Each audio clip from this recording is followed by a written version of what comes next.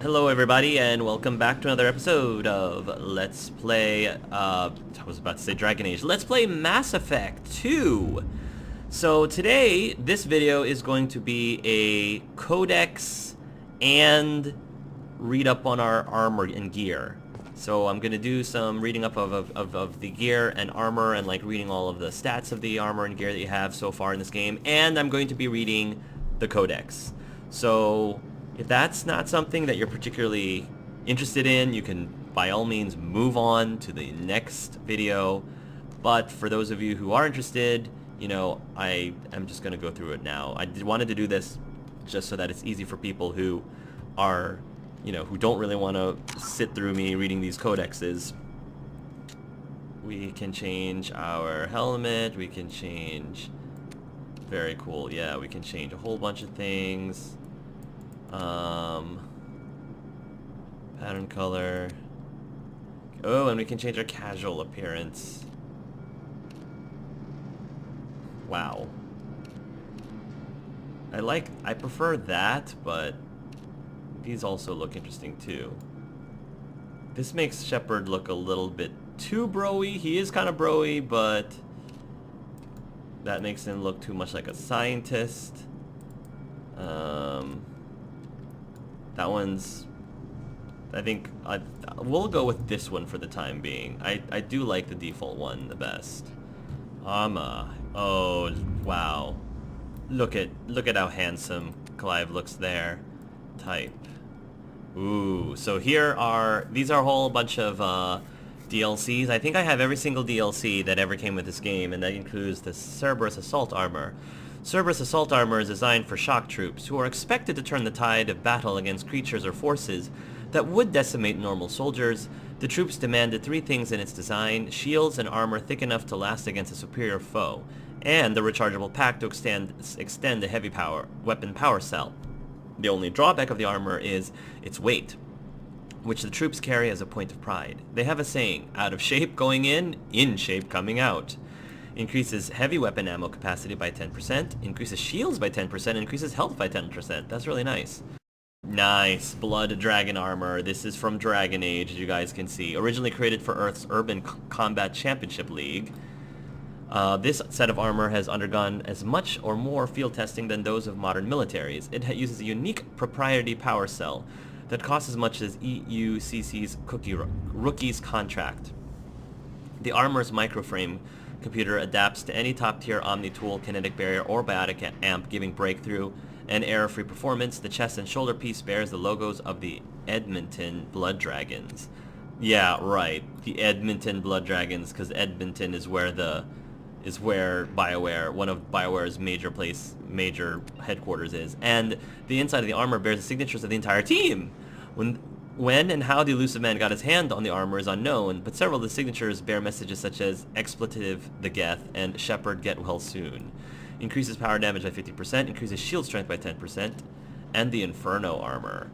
Built specifically for Cerberus field officers, the Inferno armor has a VI dedicated to recognizing signs of stress and medical trauma. This application helps assess soldiers, but can be useful in any high-risk situations. The Inferno's microframe computer also manages biotic amp and Omni-Tool power, and microservos help the wearer's movement to counteract the armor's weight. Negotiation bonus 10%, tech and biotic power damage 10%, storm speed 10%. What is storm exactly? So you could wear this armor, or you can change, you know, customize. Ooh, these look super cool. I'm gonna be changing Clive's appearance up quite a bit. You can change the breastplate, and each one of these gives you different stats. You know, wow, look at these shoulder pieces, the gauntlets you can change, the legs, and then the material, ooh, wow, see how shiny it is. And also, my favorite part is changing the color. Oh yes, this is the best part. And then getting all of those things. Watching Shally change this was super entertaining. I'm going to be changing Clive's look probably all throughout this game. So let's look through all these different types here. The N7 helmet Dual layer of fabric armor and kinetic padding within a lightweight ablative ceramic shell comes standard with a suite of communication, navigation, and battlefield awareness software. Increases health by 5%. N7 breather helmet, dual layer of fabric armor and kinetic padding within a lightweight ablative ceramic shell. Comes standard with a suite of communication, navigation, and battlefield awareness software. Hard seal to protect wearer from hazardous environmental conditions. Increases health by 5%. I love this look. A recent design, this Alliance-made helmet stores microcapacitors in its structure to replenish spent kinetic barriers. The transparent blast armor panel on its top can be removed to access capacitors for field maintenance. Reduces the delay before shields start regenerating by 10%. The Archon Visor, this is probably my favorite. The Archon Visor uses an efficiency algorithm to balance processing power for biotic amps and omnitools. A heads-up display and voice command allows users to micromanage the systems, reducing the cooldown period between energy expenditures. Reduce your recharge time of your powers by 5%, which I love, because I like using my powers as often as I can. So not only do I think it looks the coolest, but I also like the extra ability that this helmet gives over everything else. The Kestrel helmet. The Kestrel armor system helmet forgoes traditional transparent visors in favor of reinforced faceplate with an internal heads-up display. The display connects to redundant microcameras to allow a naturalistic vision, and the helmet's weapon auto-targeting and shield software provides a substantial boost to performance. Increases headshot damage by 5%, increases weapon damage by 3%, increases shield by 3%. The chest. The N7 chest plate, interlocking plates of thick ablative ceramic plates designed to be light, effective, and easily repaired. Increases power damage by 3%. The Kestrel torso sheath. The Kestrel armor's system spinal mount processor synchronizes artificial torso muscle fibers with limb movements, allowing power to be generated by the legs, channeled through the core, and projected out through the arms. Stabilization of the firing platform assists in auto-targeting, and waist-mounted capacitors add to power of kinetic barriers. Increases melee damage by 10%, increases weapon damage by 5%, increases shield strength by 3%. The N7 shoulder guards. Curved shell of ablative ceramic over kinetic padding, increases weapon damage by 3%. Kestrel shoulder pieces. The Kestrel armor's shoulder plates house backup capacitors for shield regeneration. Artificial muscle fibers based on spider silk reinforce the shoulders, allowing for more powerful movements. Increases shield by 8%, increases melee damage by 10%. N7 gauntlets. A combination of fabric armor with kinetic padding and plates of ablative ceramic for protection. Increases health by 3%. And the Kestrel arm sheathing. Artificial muscle fibers controlled by the Kestrel armor system's central processor allow for both gross motor movements to precision support of the hands. This steady aims in a manner compatible with most firearm auto-targeting systems. Additional capacitors for shield generation are installed on the ulnar side of the forearm. Increases weapon damage by 3%, increases shields by 3%, and increases melee damage by 10%. The legs. N7 greaves. Dual layer of fabric armor and kinetic padding beneath thick plates of ablative ceramic and lined with additional kinetic barrier emitters. Increases shield strength by 3%. And the Kestrel power pack. The Kestrel armor's hip-mounted power pack provides emergency energy for kinetic barriers and heavy weapons. Increases shields by 8%, increases heavy weapon ammo capacity by 5%. Cool. Okay. And with casual appearance, that's probably my least favorite appearance. This is pretty cool if you want Cliven the rugged look. This one's pretty neat too, but I actually do like this one the best. I think it accentuates Clive's best features that way. Cool, cool, cool. I think the armor that we're gonna use to start with, I'm gonna start with these built-in armors too. I'm gonna start with the dragon one because I mean, as someone who's played quite a bit of Dragon Age in the past, I gotta start with this one, at least for the first mission, I think. Cool. A myth common to several cultures in the galaxy. Reapers were imagined to be space monsters who consumed entire stars. Archaeologists and mythologists attempting to uncover sources for such myths have yielded little, except interstellar religious themes of all-consuming devils common to primitive cultures. Organizations. Cerberus. Immediately following the First Contact War, an anonymous extranet manifesto warned that an alien attempt at human genocide was inevitable. The manifesto called for an army, a Cerberus, to guard against invasion through the Charon Relay. Derided as survivalist rhetoric written by an elusive man, the manifesto and its anonymous author soon fell off the media radar. But in 2165, terrorists stole antimatter from the SSV Geneva. The sole figure arrested named his sponsor Cerberus. Throughout the 2160s and 2170s, alleged Cerberus agents assassinated politicians, sabotaged starships bearing Ezo, and conducted nightmarish experiments on aliens and humans. Denounced as human supremacist, Cerberus calls itself human survivalist. Counter-terror experts speculate Cerberus may have changed leadership with its recent shift to stockpiling ships, agents, and weapons. Whether he, she, or they, the elusive man hides his finances hidden behind shell companies. Few doubt he will kill anyone attempting to expose him. Ships and vehicles. The Systems Alliance space vehicle Normandy is a prototype starship created as a joint human and Turian venture. A frigate optimized for reconnaissance missions, the vessel uses state-of-the-art stealth technology.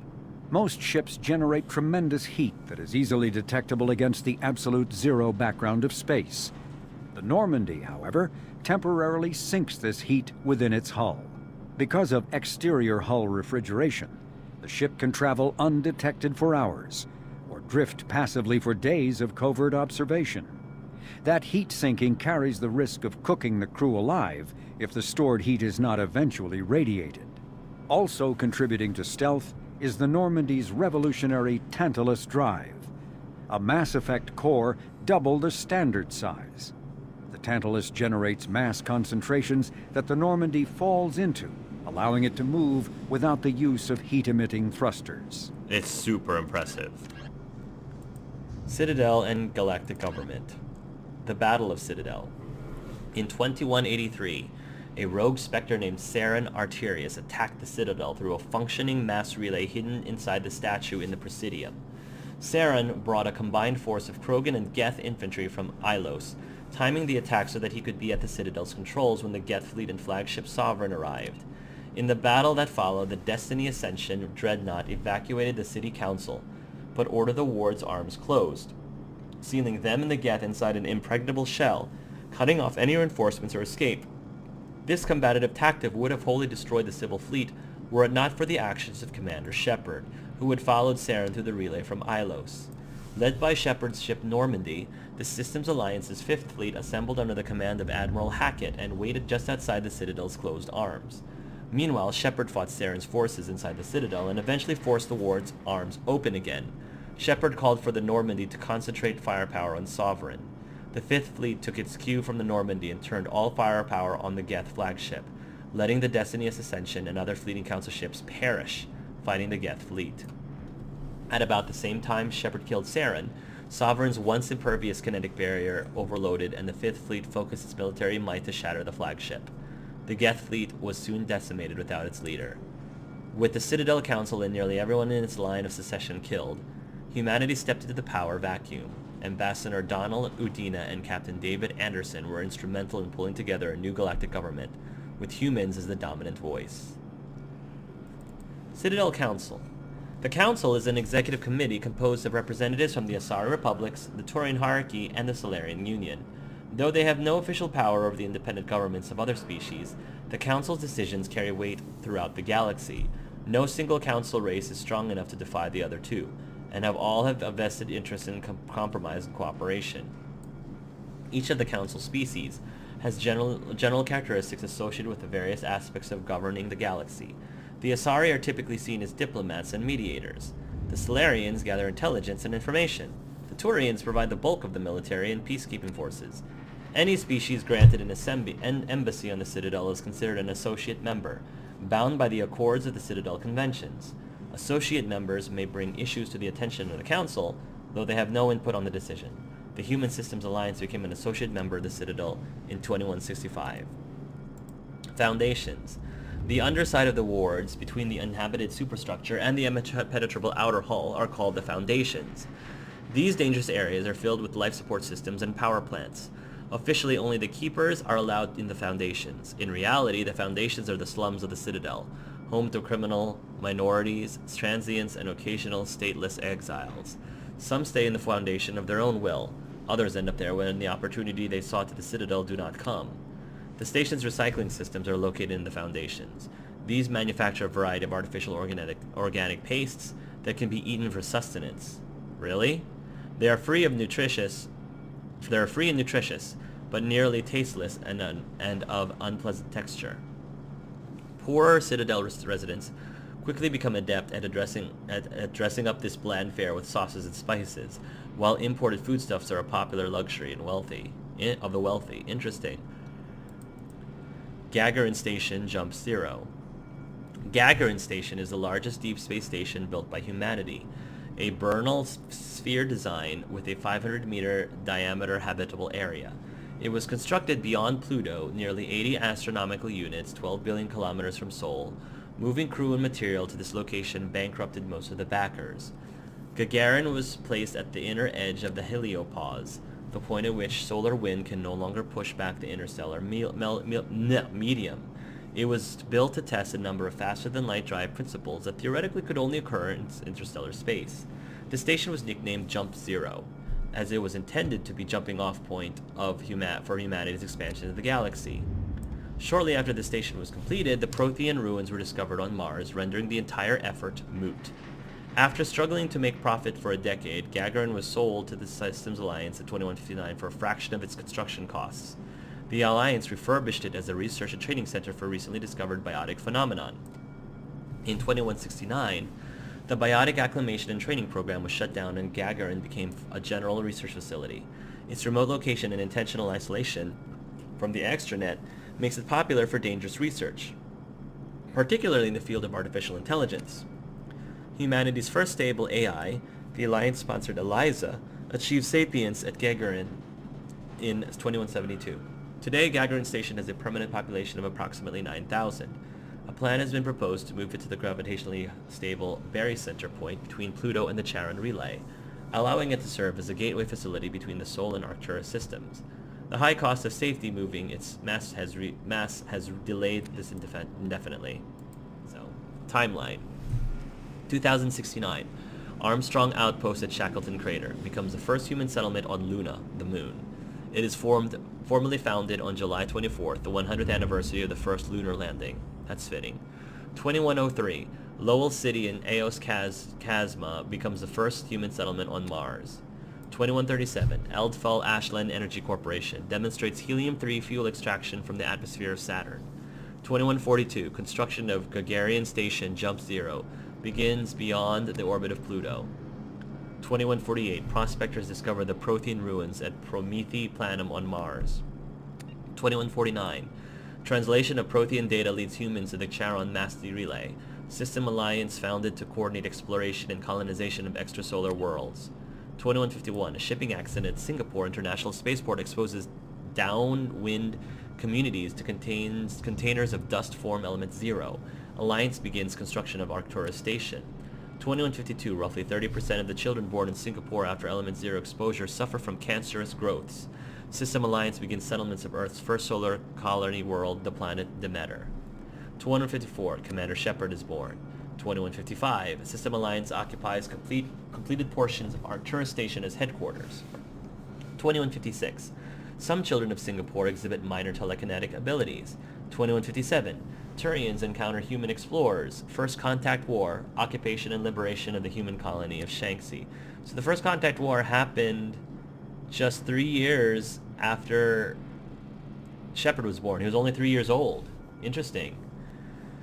2158. Humans learn potential of biotics. An international effort to track element 0 exposures begins. Roughly 10% of exposed children show some level of biotic ability. 2160. Systems Alliance Parliament formed. 2165. Humans establish embassy on Citadel. 2170. Batarian slavers attack the Alliance colony of Minduar. 2176. During the Skyllian Blitz, pirates and slavers attacked Elysium, the human capital in the Skyllian Verge. 2177. Thresher Maws devour the Alliance colony of Akuz. That was when Shepard was 54, 77, so he was 30, he was 23. Oh wow, Shepard was 23 at the time. 2178, the retaliation for the Skillian Blitz. An Alliance fleet wipes out an army of slavers on the moon of Torfan. 2183, Geth, led by rogue Spectre Saren, Arterius attack the Citadel, ensuing in a battle that cost thousands of lives. A few years later, the Normandy is ambushed and destroyed. Commander Shepard is presumed dead. So Commander Shepard was 29 years old, I want to say? I think he was 29? Yes. 2183. 2154. No, 2154. So, yeah. 2154. 29 years old. Okay. I wasn't sure how old Shepard was, but apparently he's not quite 30. He's technically 31 now, but he was dead for 2 of those years, so he's effectively 29, 30. Interesting. Planets and locations. Ilos. Like the ancient human city of Troy, Ilos is a world known only through second-hand resources. References to Ilos have been found at several other Prothean ruins, though direct study of the world is unlikely to occur. Ilos lies in a remote area of the Terminus systems, only accessible by the legendary Mu Relay. 4,000 years ago, the Mu Relay was knocked out of position by supernova and lost. Since then, Ilos and its clusters have been inaccessible. Occasionally, a university will organize an expedition to chart a route to Ilos using conventional FTL drive. These never get beyond the planning stages due to the distance and danger. The journey could take years or decades, passing through the hostile Terminus systems and dozens of unexplored systems. Vermeer. Vermeer is a lush world located on the frontier of the Attican Traverse. Its vast seas and orbital position on the inner life zone have created a wide equatorial band of humid tropical terrain. Only the political instability of the region has impeded efforts at colonization. Many times the Citadel has opened negotiations to settle Vermeer with the various criminal gangs and petty dictatorships in the nearby Terminus systems. All fell apart due to internal power shifts with the opposing parties. The Citadel has written off the colonization of Vermeer as impossible without significant political change. The Terminus powers themselves are unlikely to ever settle Vermeer. Most lack the resources to support settlement of a virgin world, finding it more expedient to steal from their neighbors and build for themselves. Ships and vehicles. FTL drive. Faster-than-light drives uses element 0 cores to reduce the mass of the ship, allowing higher rates of acceleration. This effectively raises the speed of light within the mass effect field, allowing high-speed travel with negligible real relativistic time dilation effects. Starships still require conventional thrusters, chemical rockets, commercial fusion torch, economy ion engine, or military anti-proton drive, in addition to the FTL drive core. With only a core, a ship has no motive power. The amount of ESO and power required for a drive increases exponentially to the mass being moved and the degree it is being lightened. Very massive ships or very high speeds are prohibitively expensive. If the field collapses while the ship is moving at faster-than-light speeds, the effects are catastrophic. The ship is snapped back to sublight velocity, the enormous excess energy shed in the form of lethal Cherenkov radiation. Artificial Intelligence, AI. An artificial intelligence is a self-aware computing system capable of learning and independent decision-making. Creation of a conscious AI requires adaptive code, a slow, expensive education, and a specialized quantum computer called a blue box. An AI cannot be transmitted across a communication channel or computer network. Without its blue box, an AI is no more than data files. Loading these files into a new blue box will create a new personality, as variations in the quantum hardware and runtime results create unpredictable variations. The Geth serve as a cautionary tale against the dangers of rogue AI, and in Citadel space they are technically illegal. Advocacy groups argue, however, that an AI is a living, conscious entity deserving the same rights as organics. They argue that continued use of the term artificial is institutionalized racism on the part of organic life. The term synthetic is considered the politically correct alternative. Virtual intelligence. A virtual intelligence is an advanced form of user interface software. VIs use a variety of methods to simulate natural conversation, including an audio interface and an avatar personality to interact with. Although a VI can provide a convincing emulation of sentience, they are not self-aware. nor can they learn or take independent action. VIs are used as operating systems on commercial and home computers. Minimal VI agents are also available. Agents are compact and specialized. Some serve as personal secretaries, filtering calls and scheduling meetings based on user-defined priorities. Others are advanced search engines, propagating themselves across the extranet to collate user-requested data. Commercial VIs, in a variety of stock personalities, are available in any software retailer. Boutique firms and hobbyists also build unique VIs to personnel specification. Although software emulation of living personalities is illegal, reconstructions of famous historical figures are common. Drones are small robots used to support and supplement organic soldiers on the battlefield. They have no artificial intelligence of any kind but follow fixed, minimally adaptive programs. Most varieties employ Mass Effect levitation to improve mobility. All modern armies rely on veritable fleets of drones for routine soldiering, static garrisons patrolled, etc. The use of drones and non-critical duties help manpower needs down and reduces casualties in low-intensity conflicts. Less advanced races and cultures with less sensitivity to casualties have correspondingly fewer drones in their inventory. Drones are of little use in conventional open-field battles as they are poorly armed and armored. In addition to combat drones, support drones are used to assist organic units in the field. Reconnaissance drones are small, stealthy craft that can screen combat units in the field and warn commanders when enemies are spotted. Electronic warfare drones supplement battlefield technicians, serving as mobile jammers and ELINT, electronic intelligence gathering platforms. Military and civilian police utilize Dazzler drones, equipped with powerful strobe lights to disorient and subdue intruders using non-lethal force. Dazzler drones.